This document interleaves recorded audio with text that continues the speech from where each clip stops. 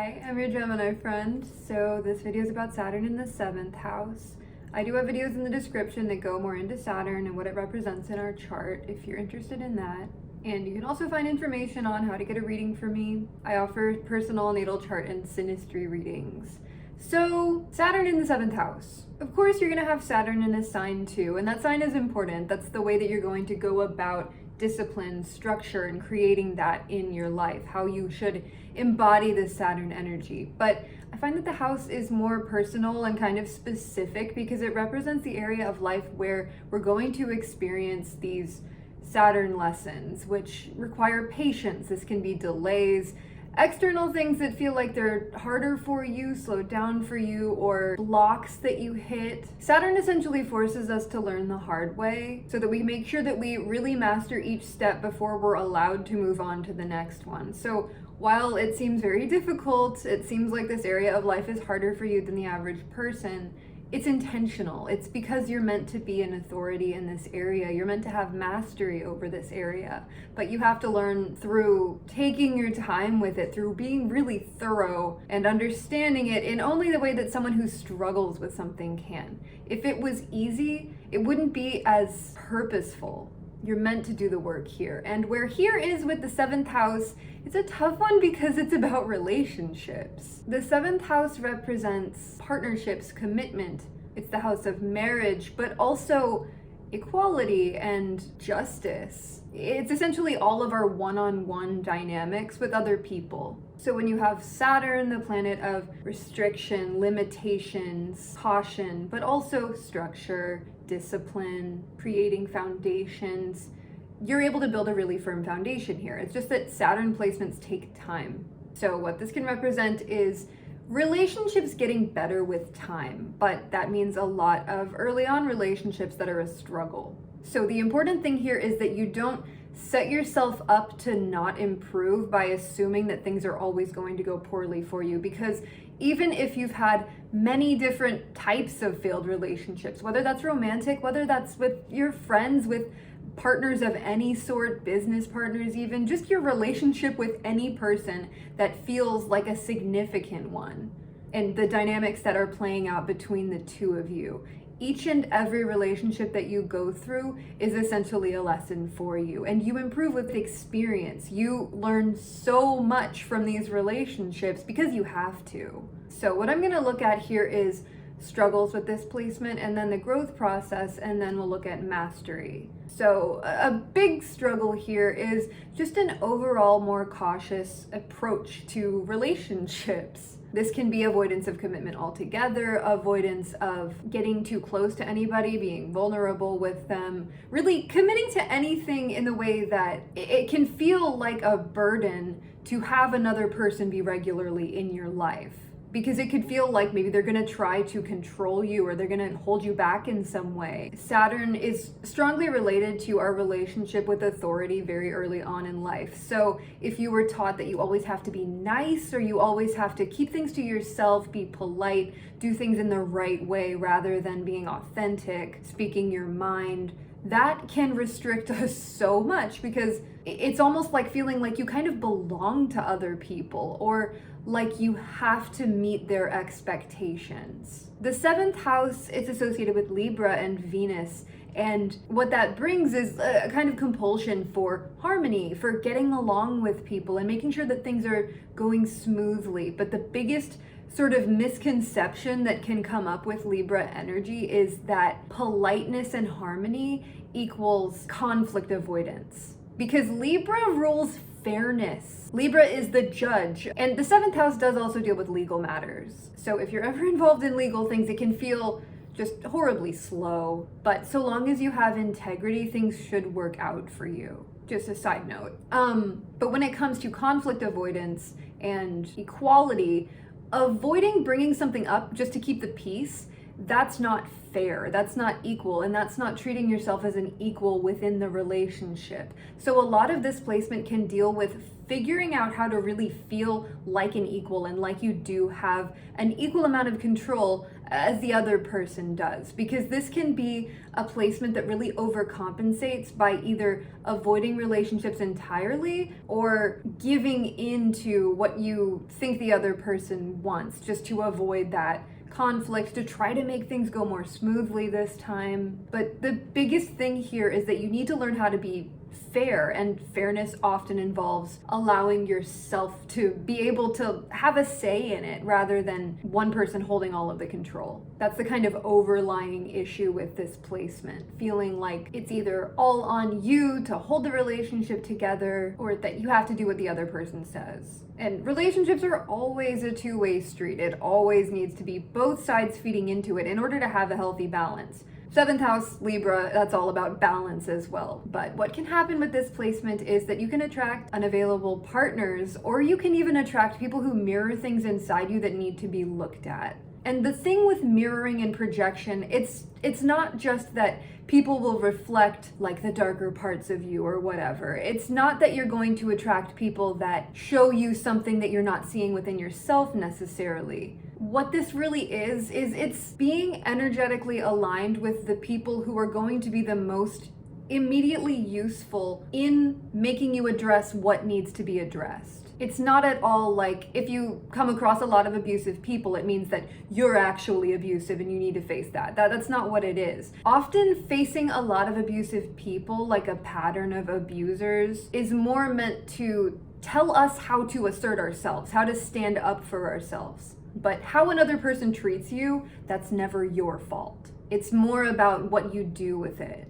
And also whether or not you feel like you deserve it. Because you can consciously feel like, of course I don't deserve people mistreating me. But if there's a small part of you that's used to that, or any sort of patterns regarding any potential fears or insecurities that you could possibly have within a relationship, people are what's going to bring it out of you. People are going to be the main thing that makes you have to look within yourself, look at what you've been doing, and sometimes how you've been allowing people to treat you. And of course, this can be a sign of having maybe parents that didn't get along, having the idea of relationships in the first place shown to you as conflict, as fighting. Or you could have had one parent that was strongly asserting their power over the other while the other one took on way too much responsibility. Because this placement can absolutely show taking on all the responsibility in a relationship and feeling like it's all on you.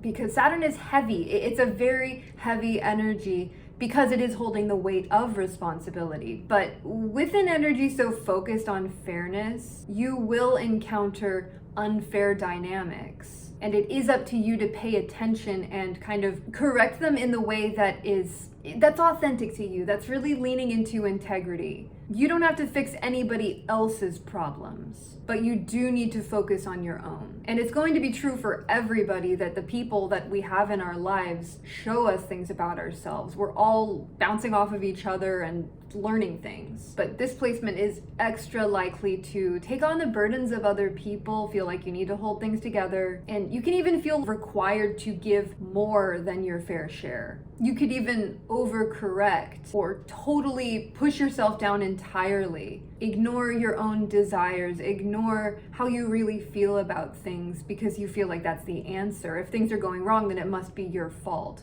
The thing that I want to emphasize here is that it's not your fault. It's really tough to talk about mirroring and projection without making it seem like I'm saying that it is your fault. But fault is not the word that I'm going for. What is yours is the responsibility to make sure that you're being treated well, leaving situations that aren't good for you, and finding ways to be empowered, taking your control, and understanding what is yours versus what is another person's. Boundaries, energetic, emotional boundaries, all of that is really important here because it can feel like you're really sort of bleeding into the other person. And when it comes to codependency, this can be an extreme aversion to codependency because you might feel like in a relationship you would give everything. Or you could hold back entirely in a relationship so you make sure that you don't give anything, so they can't take anything from you. This is like a fundamental core kind of misunderstanding of what a relationship is that needs to be worked through. And early on in life, especially if you're younger, if you're significantly before your first Saturn return, there can be literal external circumstances that are keeping you from really having that power and that freedom. But these things are purposeful, and they are meant to teach you how to really take that control when you are able to. And then this can also be a sign of, okay, talking about projection again, when projection comes up like this can be projecting your fears or your insecurities onto a partner, onto another person, kind of assuming that they would behave the same way that you would, or that they're operating from the same place. For example, like if you think that you're always falling short in a particular area, then you might assume that that person also thinks that of you when they don't. So it's important to really get clear on what people really think and where they're really coming from versus what you might assume. And that's just clear communication. It can be really hard, especially with Saturn and that cautious, restrictive nature, to be vulnerable about your fears and share them. But that's one of the best things that you can do, is just be upfront and honest with somebody, because then you know what the truth is. And also paying attention to patterns in relationships or cycles that you seem to go through. If something does become a pattern, then the common denominator being you, it doesn't mean that you're really doing anything wrong to other people, but you might be doing something wrong to yourself. You might be mistreating yourself, not allowing yourself to really have what you want because you feel like it's unattainable. But it first takes admitting to yourself what you do want and acknowledging that you are allowed to have it, you're allowed to ask for it. But again, relationships are going to be the biggest lesson here, and we can tell so much about ourselves from the people, especially the ones that we have issues with in our lives. But Saturn placements always get better with time. This does not mean that you're doomed to have bad relationships your whole life. They just take experience to reach the point where things really feel fair. They feel just and harmonious and like you're actually getting along with somebody, rather than this constant difficulty trying to figure out what they're expecting from you, figure out how to solve problems before they even happen. When you get into these sort of mental puzzles with yourself,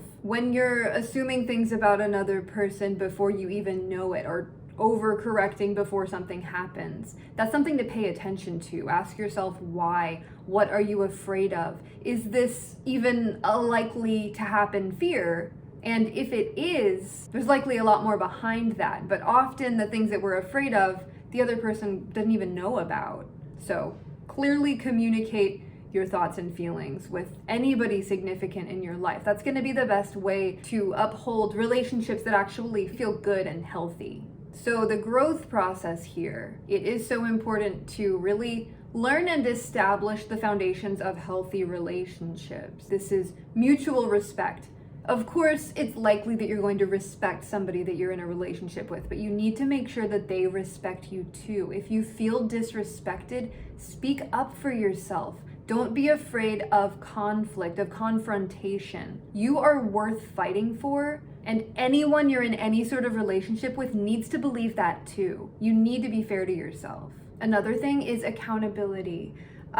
Being with somebody who takes accountability is a wonderful thing, and it's something that you deserve. We also need to take accountability within our own relationships and recognize what we're responsible for, what we're ignoring or avoiding or afraid of. And while it can be really difficult and vulnerable to admit these fears, what it does is it builds emotional maturity. It shows that you're the sort of person who isn't afraid to address issues, who will bring things up when you need to. And that forces people to respect you. It forces them to treat you the way that you deserve to be treated. And when it comes to what you're really looking for in relationships, the sort of things that you value, not just value in other people that you might be attracted to, but what you consider to be valuable about yourself, what you have to offer. Look at your Venus sign and really figure out if you're embodying that. Both the sign and the placement, they're going to show you where your value really lies. And if you're putting your value on something that doesn't align with that, it just shows a mismatch. It shows that you're being different from who you're really meant to be and who you're meant to shine as. Because when we're embodying our Venus sign, we are really in alignment with all of the things that we're going to attract to us that are good for us. But when we're out of alignment, it's not like we're not attracting things. It's just that we are attracting things that resonate with who we are at the time in that moment. And when we have unhealed parts of us, which everybody does, this placement can show relationship wounds, issues with interpersonal dynamics and fairness, and with assertion. So just being aware of this, creating the proper boundaries for yourself, what makes you feel comfortable, like being able to say no when you want to, that can be so hard, but you owe it to yourself. When you feel like doing something or don't feel like doing something, that's a sign. That's your body telling you something, or your intuition telling you something. And when we go against our feeling and it feels bad, it feels like we're being forced to do something, or we absolutely have to, that it's a sign that we're not being true to ourselves. And when it comes to boundaries, a huge thing here is trust. And a lot of that is trusting ourselves. And we can do all sorts of things within ourselves to undermine our own sense of self-trust. Like, say, for example, if you tell yourself, okay, I'm gonna say no the next time I don't wanna do something, and then you say yes anyway, that's telling yourself, I will not follow through. There are all sorts of things that we can do to tell ourselves subtly, unconsciously, that we won't follow through, that we don't have our own back. So that's why trust and boundaries really go hand in hand. We need to trust ourselves to actually uphold our boundaries. And we need to build that trust just in little ways, but mostly by keeping the promises that we make to ourselves. And if you haven't made promises to yourself, it's a sign that you need to ask yourself, what are you looking for? What do you need? What can you give yourself? And then another part of the growth process is really learning and integrating the understanding that commitment is not a loss of self. It's not giving up control. It's actually strength. It's strength through other people supporting us. It can be so hard with this placement to ask for help, to ask for anything really. You could feel like it's on you to have everything and then to also do all the stuff for other people. And just because you can sense their needs before they even tell you, doesn't mean that you have to actually give them what they are wanting. It needs to come from a place of, first of all, feeling good within yourself. When you want to give to somebody, you're an incredibly giving person. But when you don't want to give, it just depletes you. So commitment with this placement, this is an indication that you are an incredibly committed partner, that you take relationships seriously. And if other people around you have not been taking them as seriously as you do, they're not the right people. The right people won't make you feel like you need to change, but it's often us that initially assumes that we need to change, or we need to hold something back, we need to be more, we need to do something different than what our natural way of being is. But that's not how we make good relationships. That's how we attract people that are gonna like the fake version of us. We have to be authentic, even if most people aren't gonna like it, even if you feel like nobody is going to like your authentic self. It's better to have very few authentic, comfortable relationships than a ton of fake ones. And Saturn in the 7th is a sign that you absolutely need to have discernment in your relationships because they're so important. Because everyone in your life is also learning from you. You might be learning from them, but they are also learning from you. You are a lesson to everyone that you meet. And people take you more seriously than you probably think. You might come across as a lot more serious within relationships than you even realize, authoritative even. But when you have a fear of intimacy, of actually really getting close to another person, letting them know who you truly are, your real self, that robs you of so much. Because relationships are about co-creation. It's where people are working together on something that matters to them, whether that is the relationship itself or whatever sorts of products of relationships there can be. Business, children, all sorts of things. You're meant to be like a firm foundation for things, but not the only one. More than one pillar.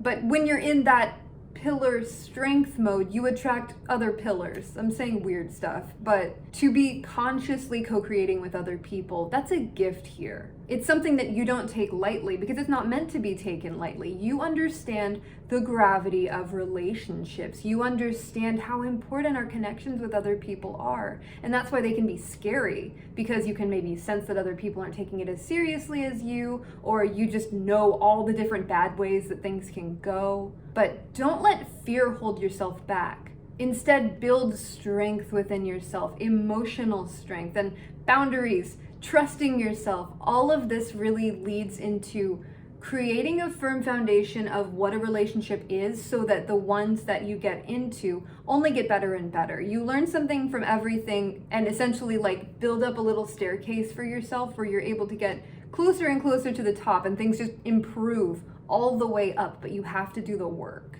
And work with this, I mean, it's about dealing with people. It's about handling and managing relationships in a way that feels true to you and true to the other person. It's about fostering like real healthy relationships where you're really knowing the authentic other person, and through really knowing them, it becomes mutually supportive. When you really know them, then you're able to sense the actual things that they're actually thinking and wanting, and they are also able to see and read that in you, and they will meet you where you're at. That is the goal here. So what mastery looks like with this placement? This is serious commitment. Being deeply trustworthy in relationships. Being the sort of partner that anybody would want. And this also leads to really strong emotional integrity, because you have to have that. You have to be clear on what you want, because you've been forced to learn. And you've been forced to learn how to create boundaries, how to know what you don't want and actually tell people that and uphold it.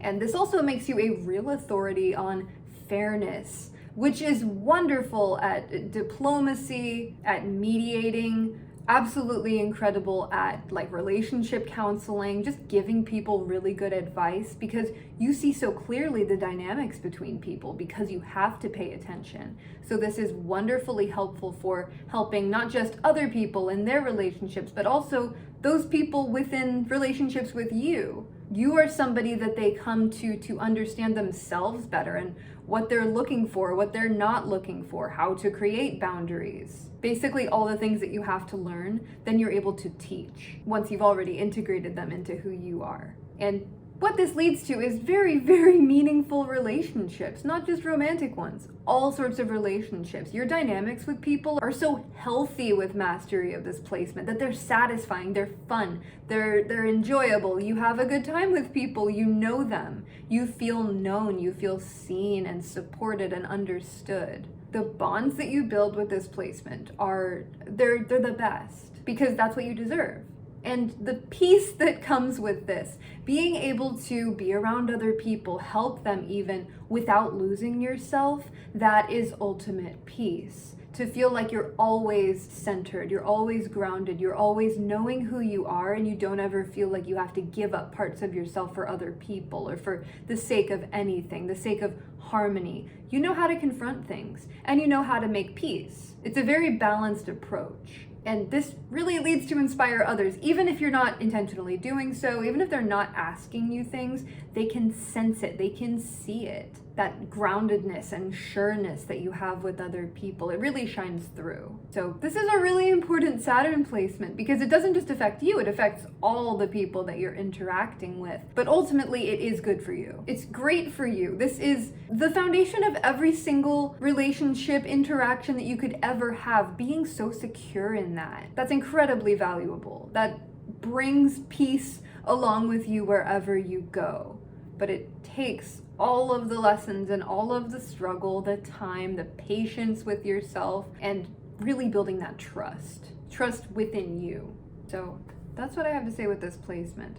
If you have this placement, please feel free to share your experience if this resonates with you. I know there are so many different ways that this can go because there are so many different types of relationships and so many different things that we can have reflected in other people in different ways. And the 7th house is a tough house to have difficult energy in because it's hard to deal with people. It's hard to have to interact with people when there is this deep sense of pain or heaviness here. But you absolutely deserve to have the best relationships for yourself. So Thank you so much for watching. I greatly appreciate you and I love you. Bye.